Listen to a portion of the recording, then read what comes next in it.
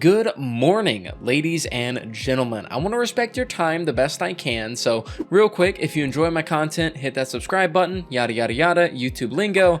Now let's jump into it. So today is January the 24th, just a few hours before weekly reset at the time of this video being posted, and I just want to let you all know about some farms that are happening this week only that literally all players should be participating in. First up, this week will be the first ever week that Deepstone Crypt becomes the farmable raid since Bungie released their newest patch to increase red border drops inside of raids/dungeons. This comes directly from the 𝗏𝗏. On January 18th, a change went live in-game that makes it easier for players to get the red borders they crave in all raids with crafted weapons and in the Duality dungeon. Stay tuned for additional information about weapon crafting changes in Lightfall in the coming weeks. So, if you're one of those players that didn't do DSC a few weeks ago because you heard about how terrible the drop rates were, according to Bungie, this week will be a much better experience comparatively. For me personally, I'm still lacking red borders for my Reconstruction Incandescent Trusty, as well as my Posterity with Rampage and Volt Shot. If you're the same, or wanting to get your hands on Heritage, Succession, etc., then make sure that you get some buds together or start an LFG, because those weapons are pretty damn nutty right now inside of the current PvE sandbox. Next farm. Now this one is going to involve PvP, but I promise you it's not going to be as bad as you think. This week, alongside Deepstone Crypt farming, we're also getting double Crucible reputation at the same time as the limited time mode, Team Scorched, coming back. Team Scorched is a team deathmatch game mode that has every player on each team using scorch cannons to kill each other. For those that haven't played the mode, these games go by really fast, and you can easily stack up tons of Crucible reputation without even trying, and honestly, it's a really fun party mode that I wish Bungie did more often. Now, why is this important? Well, it seems like Riptide, the Crucible exclusive drop that you can now focus at shacks, is going to be one of the best anti-champion weapons in the game come Lightfall. I mean, regardless, Riptide has been one of the best meta picks in PvE since it was released, as it's a rapid fire fusion with chill clip, but when Lightfall drops, there are a bunch of champion changes that will indirectly be buffing Riptide to be even better than it already is. So let's go ahead and take a look at some of the changes that Bungie made to countering champions coming next season.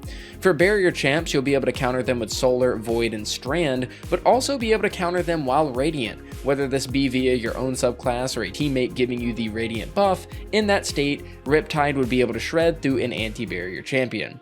Next, for overload champions, they will be countered via Arc, Stasis, and Void. Specifically in this case, slowing them with Stasis will cause an overload effect, therein allowing you to kill them.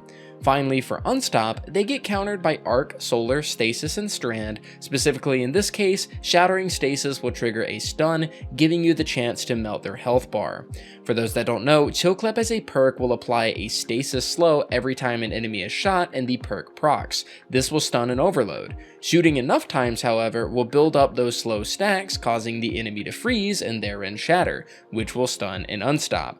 And finally, getting the Radiant buff via a well or a melee ability hit coming from yourself or a teammate will allow your Riptide to shred through anti-barriers, effectively making this fusion rifle an all-in-one multi-tool to counter champions in Destiny.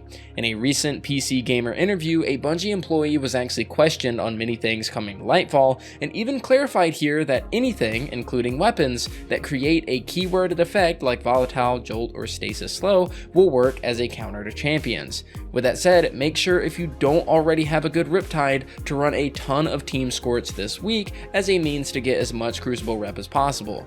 Remember that the more reputation resets you make at a vendor, the more perk options you'll get on weapons that drop or ones you focus. I highly recommend going for a Riptide with autoloading, Lead from Gold, or Field Prep to pair with Chill Clip.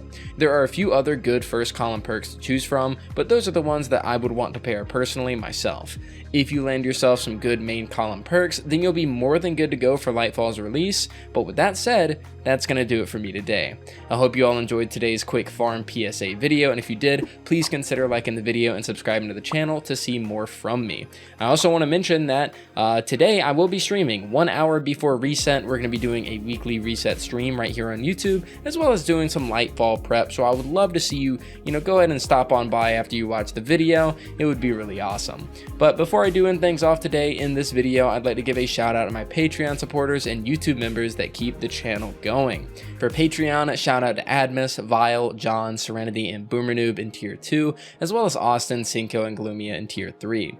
As well as my tier 2 YouTube members, here we have Bluesman, Clear, Imposter, Angel, Ben McClellan, Hank the Tank, Mayhem Gaming, Nimble Fox, Mimi, Peak, and Serenity once more. So with that said, thank you all so much for watching, and I'll see you guys next time.